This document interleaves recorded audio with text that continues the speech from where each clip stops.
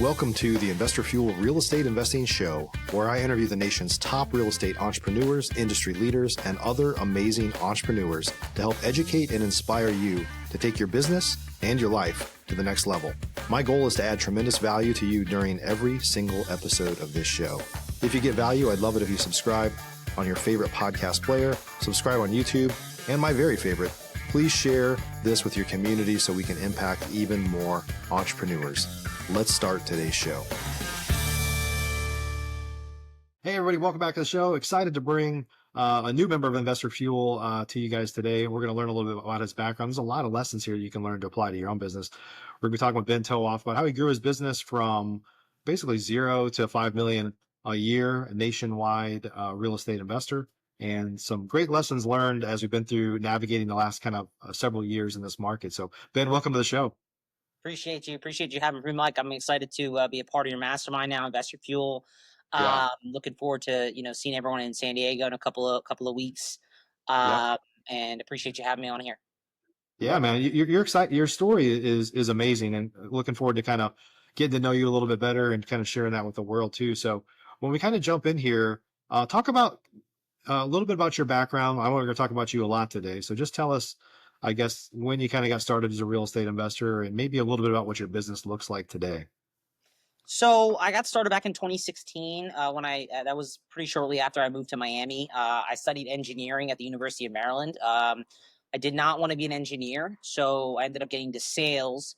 And then my brother was in mortgages, so he kind of told me to get into he wanted to become a real estate agent. So I became a real estate agent, and I quickly realized that everyone and their mother was a real estate agent in Miami. So I was a little bit intimidated by that.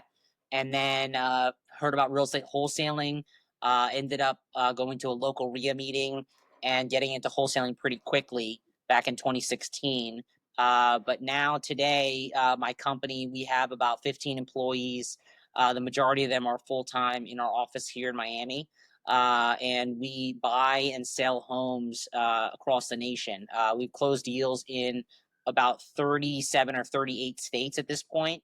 But we have a core focus on, I would say, about a dozen states. Okay. Yeah, that's great. I can see, I didn't know that you had an engineering background, but as soon as you said it, I was like, it makes sense now. Because you're very methodical in our conversations. Like a lot of real estate investors have a sales background, right? And not that engineers can't be good salespeople, but salespeople generally are not very methodical in their approach. So just like put me in front of somebody and I'll sell them something, right? And so not that there's anything wrong with that. I'm not knocking anybody, but there's a few conversations that you and I have had that I can tell you're processing this. You're thinking about like, well, is this worth my time? How does my team feel about this? Like you're very thoughtful in your approach, and it makes sense now that you said that. I appreciate that. And I think that comes with maturity. I don't think my approach was Yeah. always like that.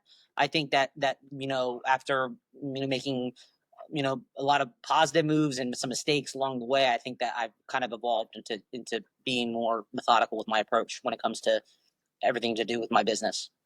Yeah. To scale up your business and to operate across lots of states and stuff like that, like you need that mindset because there's a lot of SOPs, there's a lot of processes, there's, hiring processes, being able to manage a team and stuff like that. That's really critical. Like just brute strength and brute force can only get you so far in this business, which is why a lot of people that are real estate investors that even if they have a decent business, sometimes they're stuck is like, in really a self-employed type situation, right? They might have a couple people on their team, but the business wouldn't survive without them very long.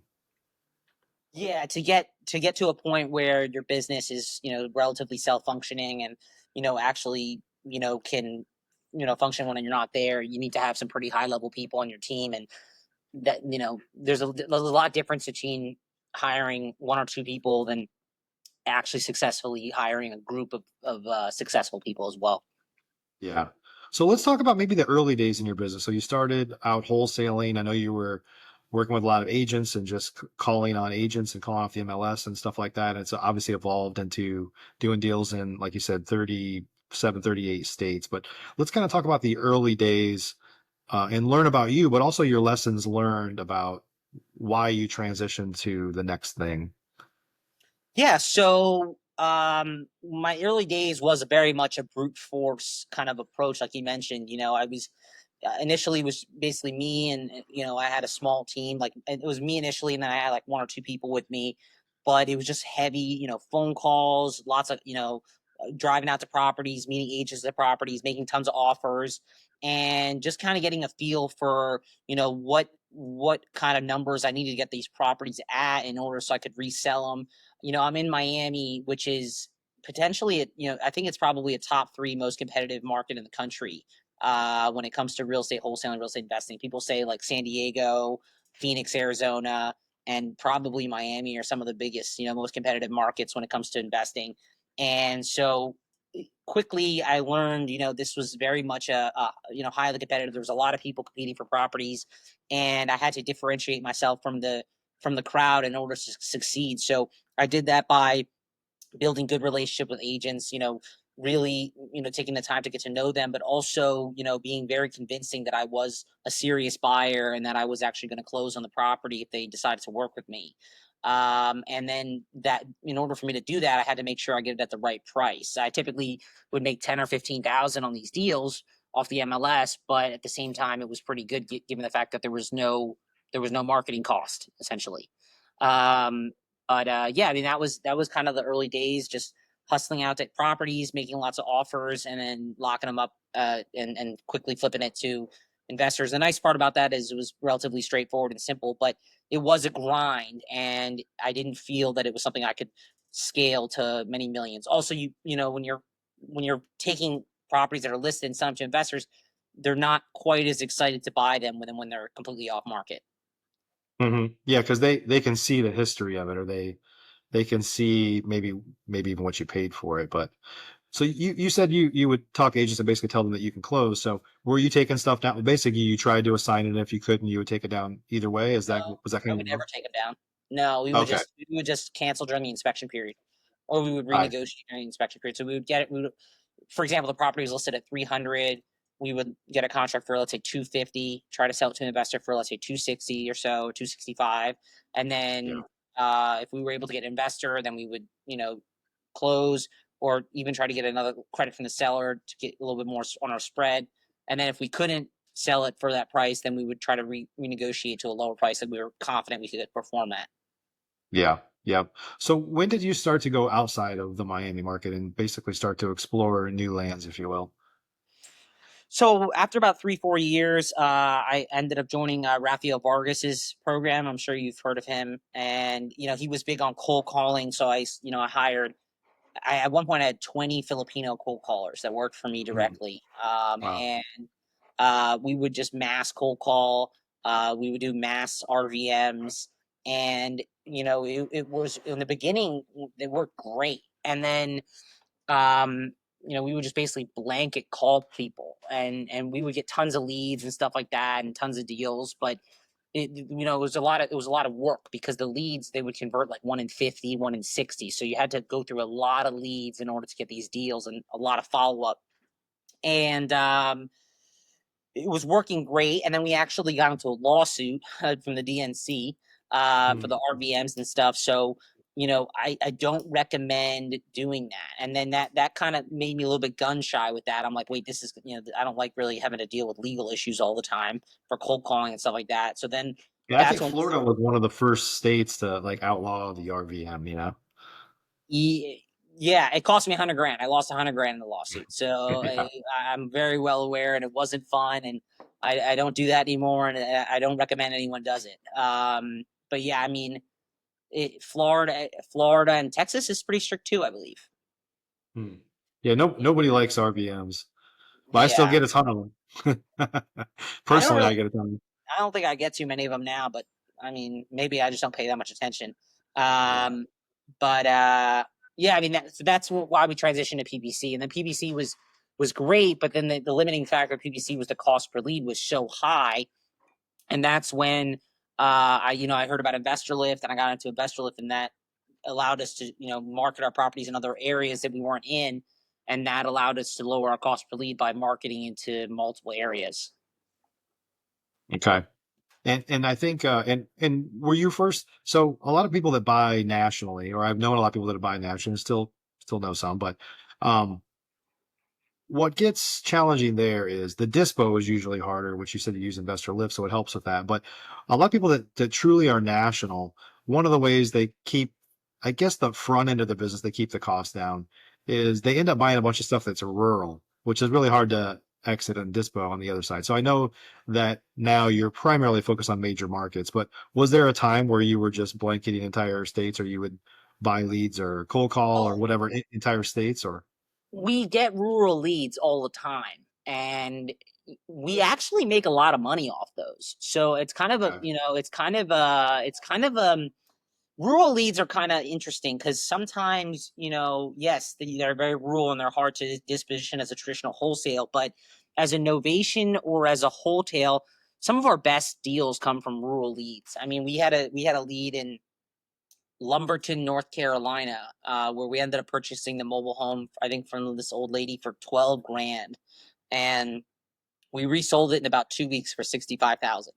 So I mean, it's just like a little deals like that you would never find that in a major market. So sometimes rural's not bad. You just have to negotiate at a lower price than you normally would. right, yeah. Yeah. And so you still get a fair bit of those now, but you're real for pay per click, you're more targeting, I guess, major markets for the most part. We target major markets, but we also target all the counties around the major markets. So it's I not see. like we're just, strictly targeting, you know, only the counties or the areas that are major markets. We also target, we'll, like for example, in Philadelphia, we don't only target Philadelphia, we target like 8, 9, even 10 counties that are in that general vicinity on the side of the state.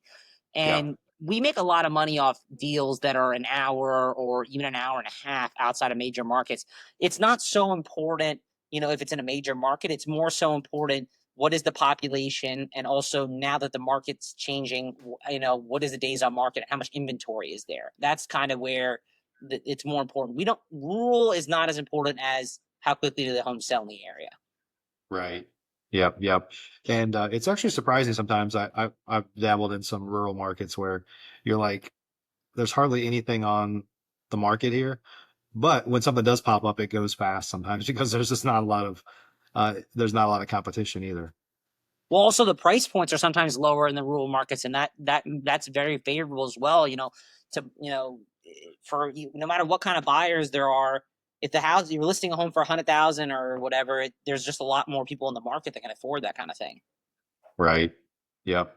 So at some point, I mean, I guess in part of this model, there are definitely some national, what I'll call wholesalers that are, they're truly assigning, they're trying to assign properties, right? They don't take ownership, but you're generally doing some creative stuff, whether it's a wholetailing, you're taking it down and wholetailing it, or doing novations, or maybe some other creative financing options. So talk about, I mean, not everybody that buys across lots of states, most are not willing to take that, what they perceive as additional risk, to kind of take it down or So I view commit it to the it at a higher opposite. level like valuation.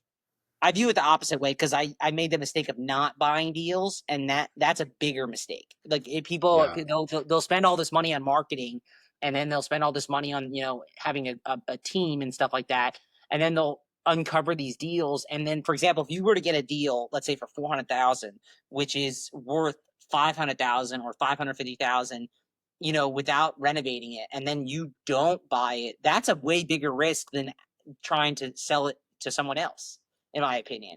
So as long as you're underwriting your deals correctly, if you're not sure, getting a home inspection or someone to walk through the house on your behalf, the bigger risk is not buying it, because if you don't buy the deal and you try to sell it to someone else and then the seller backs out, that happens a lot, especially in Yeah. virtual wholesaling. So Yeah. the reason why we buy the deals is to try to avoid homeowners backing out. That's the only reason. Or somebody going around, I mean, it possibly go around you, all those things, right?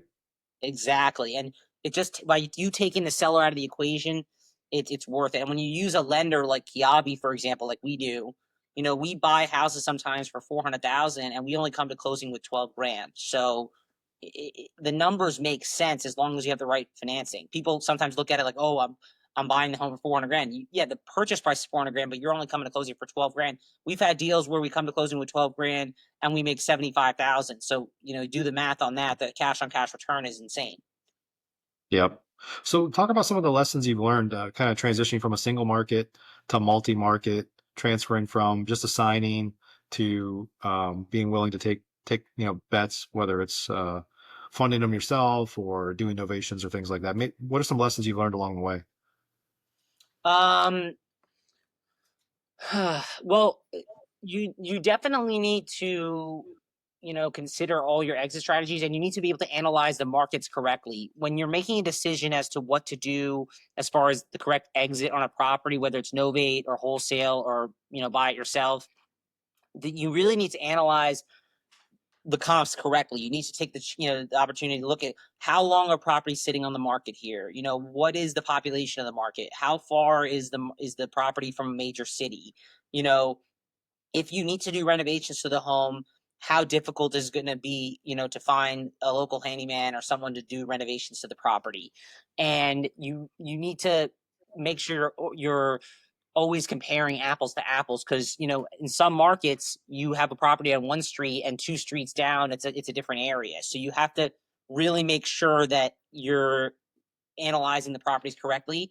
And the other thing is, sometimes homeowners typically exaggerate the condition of their home. They usually make it seem a little bit better than it actually is, so you really need to you know, get a home inspection, or at least someone to walk through the home to really make sure that there's nothing wrong with it that you don't expect. Um, I've made both mistakes. I've made the mistake where we bought and the house took forever to sell. And I made the mistake where we bought the home and it needed more repairs than we initially anticipated. So you need to be, careful when you're doing this. But as long as you're dotting your I's and your T's and you're really making sure that the numbers make sense as well as the condition of the home makes sense, that buying the homes do make sense a lot of the time. I would say that anything over, any deal where you're going to make over 40 or 50 grand, you need to at least consider taking the property down, and taking, not trying to sell it prior to purchasing, because it's a lot of equity that you're risking by trying to flip it to someone else. Sure, yeah. And to be your boots on the ground, are you using agents to list these ultimately? Are you using agents to go look at properties? There's some services that go do this. Like, how are you managing that on a from essentially a nationwide kind of standpoint? Well, I have two really good full-time transaction coordinators that kind of handle most of that for me. But we typically get a notary to walk out to the property, or we'll find a handyman on, TaskRabbit or something like that, and then we'll have them walk the property. Or, well, if it's a more risky purchase, then we'll get a home inspection. $400, but it's worth it. At least you know what's wrong with the home. And then, yeah, I mean, we either get a notary, or we get a home inspection, or we get a handyman. One of those three to kind of really dial it down. But sometimes we get deals where it's the numbers are just so good that we don't need to do anything. Like, we get deals where the home, we're buying it for less than the land value. So in that kind of Mm, case, we'll just risk it. We don't. There's not this yeah. so low that there's not really that much risk. And those are the best deals.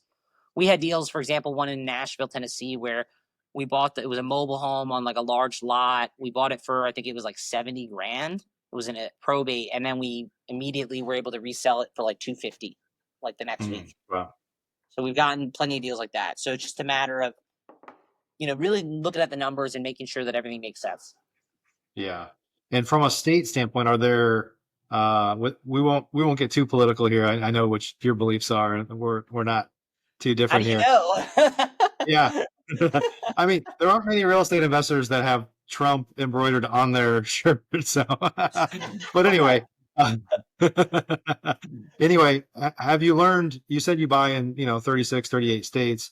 Are there states that you just stay out of? I mean, and the reason I preface that is a lot of people just stay out of blue states just because they do this on a national standpoint, just because there's just risks with, um, I know all about the the risks in the process. blue states. So the Yeah. blue states, a lot of the ones in the Northeast tend to have the biggest spreads. But we actually just recently we bought a property. This is going on right now. Actually, we bought a property in Connecticut, and we purchased it for 150 grand. And the owner, the owner moved out. We took some photos of the home and we listed it on the MLS for 300,000 or 320,000. The 2 days after we bought it, we had 5 agents that wanted to show the property. But what happened is the owner moved back. He broke back into the home through the window after he changed the locks. And now he's claiming that he had cerebral palsy and he didn't mean to sell us the home. So now we're basically having to go through a situation where we're having to try to evict the homeowner, and we're have to try to claim that the owner was in fact, legitimately sold us the home. So Yeah. that can happen, and then the fact that it's a blue state, it's not helping us. But we don't Yeah. avoid those states that much, because those are some of the currently in today's market. Some of these northeastern blue states, New York, Connecticut, those are actually some of the better markets as far as the inventory situation right now. Okay. I think that you just have to, you have to really, be wary of those kind of things that can happen. But if the numbers are there, that doesn't, we still take the risk. Yeah. Yep. So where are you going from here? You're operating at a nice level. I'm sure that you have goals to take your business to another level. So I want to talk about a couple more things. One is, where do you see your business going from here over the next 3 to 5 years? And then I want to talk a little bit about the current market and where you think that's going to. But let's talk about your business and your business model first. Like, where do you go from here? Um, so I think that, we'd like to get to the point where, we're doing, I'd like to get at least to 10 million, 8 figures. I was hoping to get there in the next year or two, but right now, just the market is slowing us down. I mean, because some of these properties that we're buying, it's taking us, a little bit longer than I'd like, 90, 120 days to exit versus what it did before, when we used to be able to exit in, weeks or a month. So it's not necessarily the best ideal time for this. So right now we're having to dial in our processes, and we're really dialing in kind of like making sure that we're handling our leads correctly. Because when you generate, hundreds of leads a month, that are each lead costs several $100s, you need to really make sure that you're maximizing these leads. And that's what we're doing now. We really are dialing our follow-up processes, dialing our lead management. And that's we're showing a big difference in that. We're really lowering our, what it costs us to get a contract, and lowering what it costs to, actually acquire a deal at this point, which sometimes is more important than actually just scaling up your marketing. Yeah. Yeah, it's very possible. I mean, that you could double your business by just having a better follow-up process ultimately. We've seen that, and that's something we've gotten a lot better at. So we're working on that. But as far as, where we're growing to, I think that you know right now we've kind of reached this point where we grew to 5 million very fast, and we want to dial in our processes and dial in our kind of our systems, things like that. And then we want to scale efficiently to, 10 million and still be very profitable, as opposed to some of these companies, as they grow more and more, they lose a lot of that profitability. We're trying to avoid that.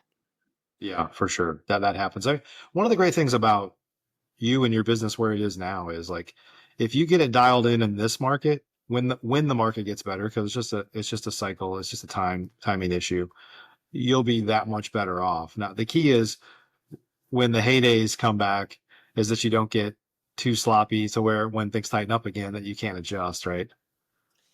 I think that, because the it's I've done this in the good markets, and it is a lot easier. I'll tell you that. I'll tell you that, because Yeah. I did $3 million in back in 2022, and that was with a very messy operation.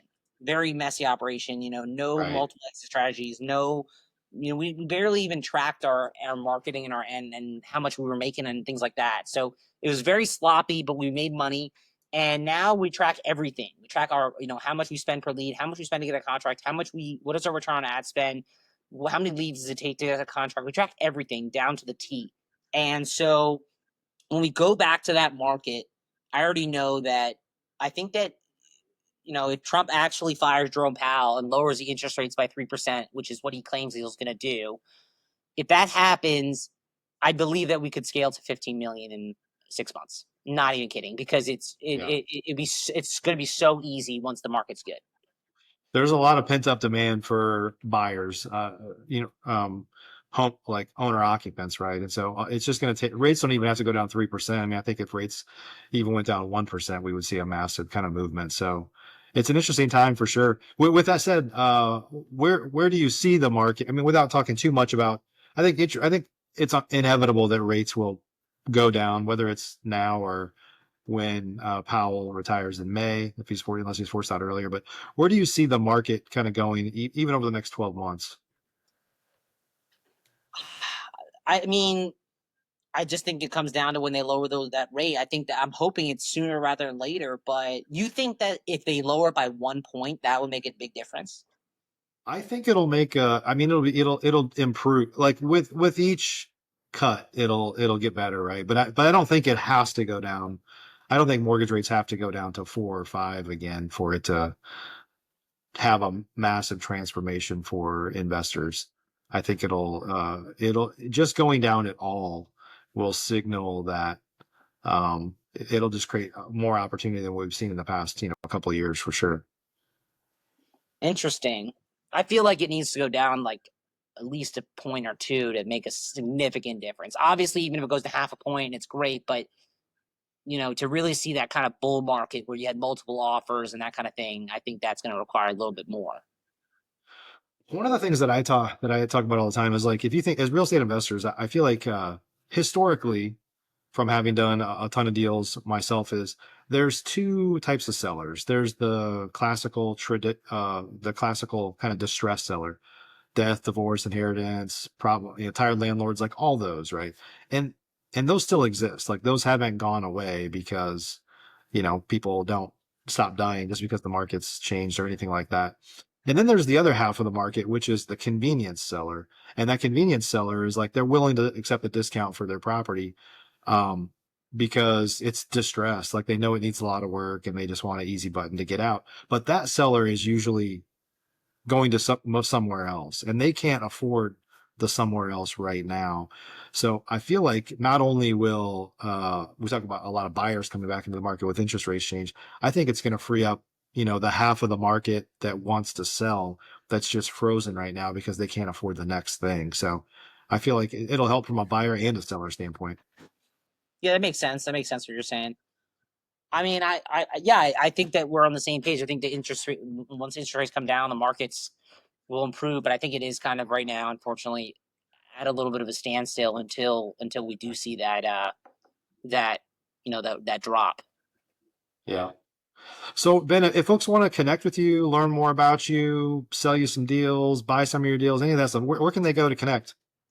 Yeah, my Instagram is the best way to get a hold of me. America's Top Wholesaler. I do actually. That's interesting. I forgot to mention that I do buy a lot of deals off of wholesalers now, because it's one thing that I've noticed is kind of nice to get a nice deal that makes sense for me without having to go through the whole paying for marketing and stuff. Because we do a lot of that, but it is nice to pick up a couple deals off wholesalers too. So any deals that people have that are we like newer builds, 1990 or newer in Florida. We buy a lot of those off other wholesalers. So if you have something like that, definitely connect with me and send it to me. Something with a lighter rehab, we'll definitely take a look at it. And yeah, definitely Instagram is probably the best way to get a hold of me as well. Okay, we'll add that in the show notes down below. So good spending some time with you today. Thanks for joining me, man. Appreciate it. Thanks, Mike. Appreciate you taking the time to chat with me. Yeah, of course. Everybody, hopefully you got some good value from today. If you're looking to scale up your business, there's some lessons in here for how you can kind of take your business to the next level. If you're a solopreneur right now or run a small shop, if you listen to shows like this and you surround yourself with people like Ben and folks inside of our Investor Fuel community, it'll allow you to kind of take your business to the next level. Doesn't mean it won't be a lot of hard work, but you got to get around people that have learned some of the hard lessons before so you don't have to. So appreciate you for joining us today. We'll see you on the next show. Thanks for joining us for today's show. You can learn more about the amazing benefits of the Investor Fuel Mastermind community, including surrounding yourself with hundreds of other rock stars, 100% financing on your deals, and members-only discounts from vendors you're likely already using that, as a member of Investor Fuel, will save you more than the cost of your membership. Visit investorfuel.com to learn more. You can also check out the show's notes for access to free resources, how to get access to world-class lead generation, and even how to work with me directly one-on-one. Don't forget to subscribe so you never miss another episode. See you on the next show.